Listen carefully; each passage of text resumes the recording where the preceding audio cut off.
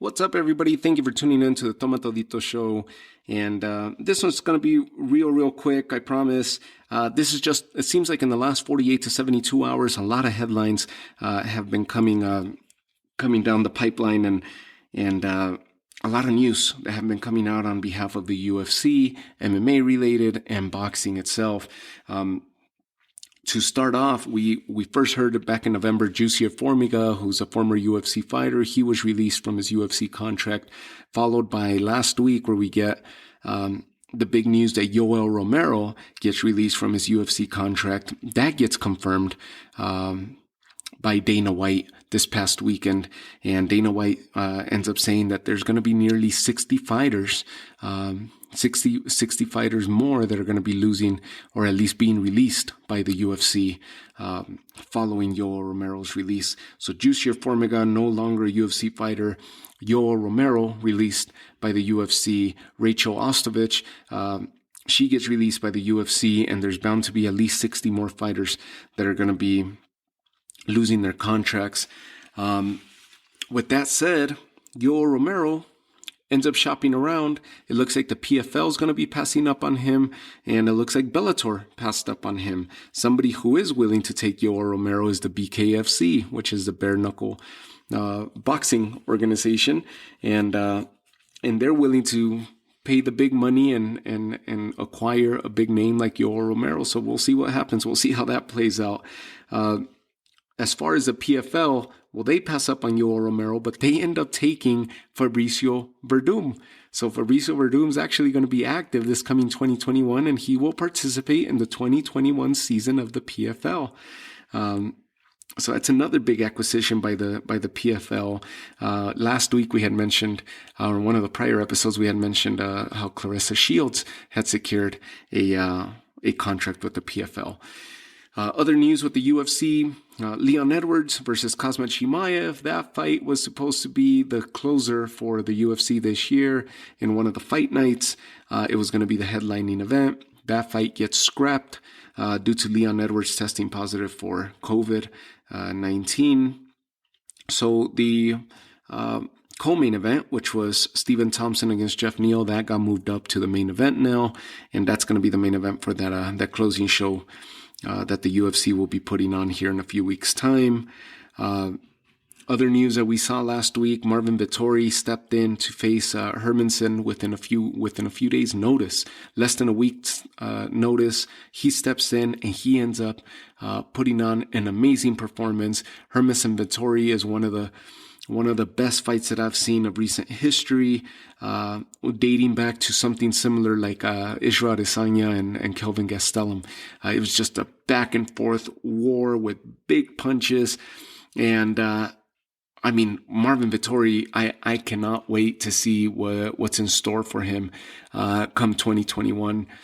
Hermansson's always a solid fighter. I thought Hermansson was going to be able to walk away with this victory originally when he was scheduled to face Kevin Holland. That main event was about to be scrapped. If it wasn't for Marvin Vettori, Jack Hermansson would have been sitting without an opponent. Kevin Holland ended up testing positive for COVID, got removed from the card. Marvin Vettori stepped in with a few days' notice and shows up and delivers. He puts on a hell of a show and comes away with the victory. Kevin Holland is now recycled over towards UFC 256, which is going to take place this coming Saturday. And they're going to be on the undercard of the Davison Figueiredo-Brandon Moreno fight. So Kevin Holland's going to be fighting Jacare Sousa, who's another fighter who previously tested positive for COVID-19. So these guys are back up and running. They're back to full health, running at 100% hopefully, and they're going to be facing each other now, Kevin Holland, Jacare Sousa. So that's happening UFC 256. Also, one of the things that caught my attention here, let's jump over to boxing. Mayweather in the last 24 hours or so, Mayweather against Logan Paul was the big announcement. That's going to be an exhibition match taking place in a similar type format as we've been seeing here in the exhibition with Tyson and Roy Jones. His brother, Logan Paul's brother, Jake Paul, was in the undercard against Nate Robinson in that exhibition match. now Logan Paul, the older brother who had those fights with KSI, he's going to be stepping in the ring against Mayweather in February of 2021. So it seems like the format is alive and well, and they're going to continue doing these big money exhibition type fights. As far as the Tyson Roy Jones event, the numbers were released by Triller, who is a multimedia company that put this event together, and the numbers were just astronomical. They were insane. They're reporting 1.6 million pay-per-view buys. This event was a complete success. 1.6 million pay-per-views were purchased, and they made nearly $80 million in revenue. So the move that when this fight was supposed to take place in September and it delayed over to November, the move paid off. Whether the fighters were ready or whether there wasn't enough time to promote this fight, whatever it was, the reason that they delayed it from September to November, it paid off, and it paid off huge.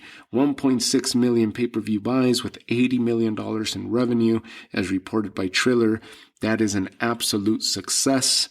And I hope that this League of Legends that Mike Tyson has created, I hope it takes off, and it'll be an awesome experience for us boxing fans.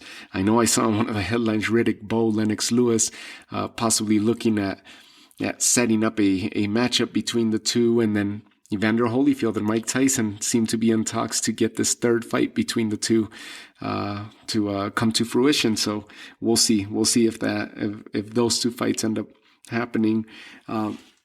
December 12th, UFC 256, like we just mentioned. In boxing, we have a big fight coming up, and that's the big heavyweight showdown between Anthony Joshua and Kubrat Pulev. They are reportedly going to be expecting just about 1,000 people of live attendance. So a crowd of nearly 1,000 people will be attending this event between Joshua and Pulev live this coming weekend, December 12th. That's awesome, right? Because we're starting to see live crowds with all the precautions, with all the guidelines, rules. It seems like we're starting to continue to move in the right direction to where we could start attending these events live, and we're starting to see live attendance and crowds at these big popular events. Gervonta Davis, Leo Santa Cruz estimated that they had nearly 9,000 people at their events. 16,000 are estimated to have attended this past weekend's event between Errol Spence and Danny Garcia at the Cowboy Stadium in Dallas. And then we got Callum Smith against Canelo. Those tickets were on sale not long ago, and I'm sure they're going to be topping the Davis Santa Cruz numbers of 9,000. All depends how many tickets they made available, but I'm guessing that it's going to be a larger crowd than 9,000 there. 16,000 at the Cowboy Stadium, nearly 1,000 expected for Joshua Pulev. So it's moving in the right direction. And the other news were that Ryan Garcia, Luke Campbell, those tickets are going on sale soon as well. So they're going to be pushing at the American Airlines Arena in Dallas. They're going to be pushing for a big crowd as well. And it seems like we're moving in the right direction. So those are the quick news that came down and that caught my eye to put out to you guys. And so something to keep an eye out for. We got an awesome next few weeks as we reach the end of 2020. An awesome few weeks of entertainment. Also, Bellator, they're doing their closing card, McFarlane versus Velasquez. They got their closer this coming Thursday on the 10th. UFC on Saturday. Joshua Pulev on Saturday. So a lot of fun as we reach the end of 2020, and a lot of good stuff to look forward to for us fight fans. So with that, I leave you all. Take care of yourselves, and we'll talk soon.